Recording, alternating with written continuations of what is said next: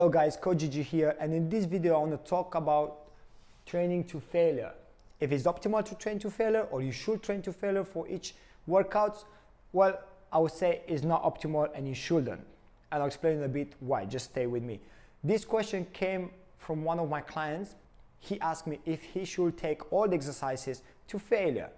Well, I'm gonna go very detailed into this and explaining you and making you to understand on how this works. Okay, so just pay attention to this video. Now, training to failure is not optimal. You shouldn't train to failure, and I'll tell you why. Let's say you have 6 exercises, okay? And then you want to take each exercise to failure. You start with the first one, as an example here, deadlift. You start with the deadlift and you perform all the reps, all the sets to failure, which is going to affect, because your muscle is going to get fatigued right away if you do to failure for each exercise, especially the first ones, and you won't have enough strength and power to perform for the other exercise. So I mostly recommend to take your training to failure, the exercises on the last 2 at least, close to failure, not to failure. Okay, and I'll explain you how this works. For example, I'm gonna give you here like a deadlift. This will be our example. Deadlift exercise, we're gonna have sets here, 4 sets. We're gonna have reps, which is 10 reps for each set, and then here's the weight. Each set has 10 reps. If you start with the first set 80 kilograms, you're not gonna go second set as well or third set as well the same weight, depending on how it feels. We're gonna go through that as well. Then we have RPE. If you don't know what RPE is, RPE means rate of perceived exertion, meaning that you rating on how heavy or intense was that set or 10 reps, okay? I'll give you an example. Let's say you do this first set, 10 repetitions with 80 kilograms, okay? And your RPE is number 6, from 1 to 10, okay? You're counting this from 1 to 10. 1 meaning you can do, for example, with that weight up to 30-40 reps, okay? Which is very, very light. 5, it's in between. You can do maybe about 15-17 reps, okay, which is a bit challenging, a little bit in the middle. 10, meaning that you cannot perform even extra 1 repetition with that weight, okay, from that set. So that's failure, okay, that's your maximal, okay. This is what rate of perceived exertion means. So make sure you rate your each set, and then according to that, you can increase the weight on the bar. But make sure you keep a good form, a good posture. Do not just add the weight to be on the bar, okay? And be honest with yourself when you rate each set you do, okay? And then let's say you start first set, 10 repetitions, 80 kilograms. And you ask yourself, from 1 to 10, how that feels to me? Oh, it fell up to 6, not that challenging, okay? RP 6, okay? Meaning that you could do maybe 15-17 reps, all right?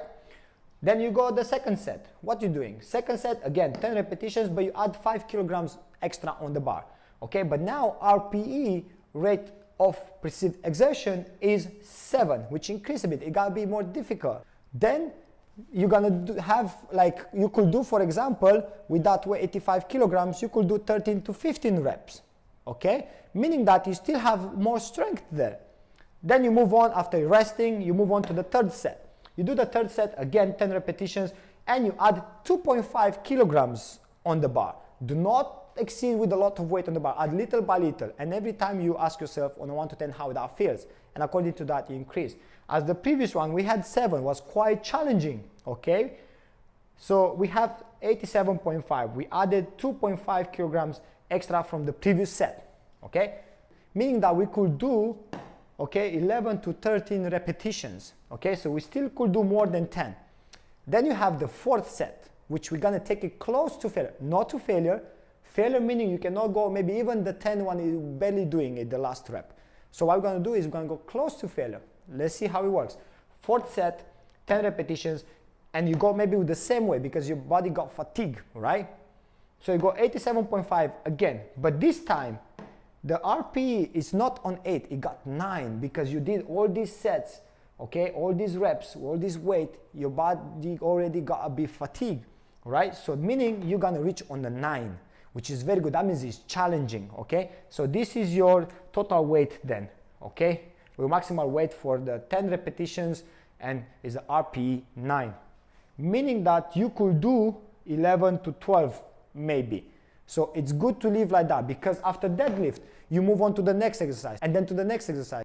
You shouldn't get to failure on the first one because you won't have enough strength to go to the other exercises, okay? So you have 6 exercises for the legs, okay?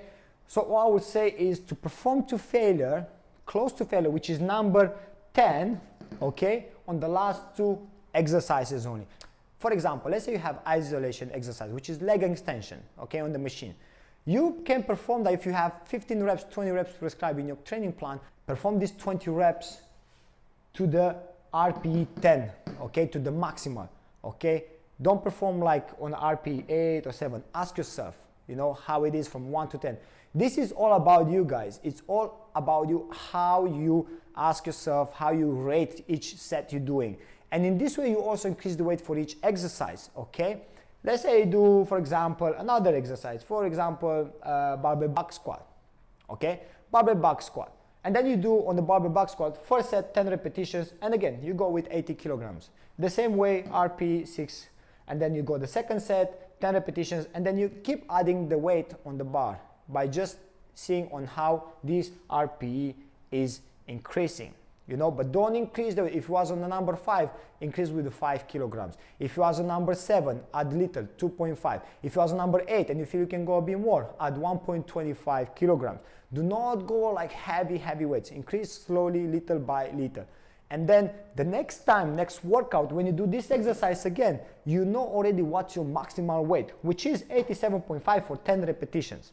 Okay? This is how it's gonna work. You know, you already know your maximal weight and you know with which weight to start with. So next time you're not gonna start with the 80 kilograms. You maybe start with 82.5 or maybe 85 right away, and then you go into it for each 4 sets. Okay? So in this way, how it works. I don't recommend to train to failure on each exercises, on the first ones is special, but close to failure, to be challenging, because if you don't push yourself, it's not challenging, it's not gonna help you that much to get the most outcome from that workout. From 1 to 10 on the RPE, I would recommend to go to be like most of exercises in 7 to 9. This is the RPE you should be focused on most of the exercises. Not to failure, close to failure. Let's say you have 10 repetitions and you perform 87.5 kilograms for that 10 repetitions, meaning that RPE is 9 and you can do 11 to 12 repetitions. Okay, so that's like an estimation on how many reps you have left in the tank.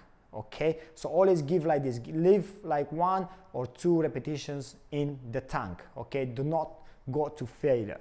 Okay, so I hope this video it helped you understand a little bit how things works, and make sure if you have questions you can just comment them below, and I'll make more videos like these ones to explain other things as well, and which will help others also.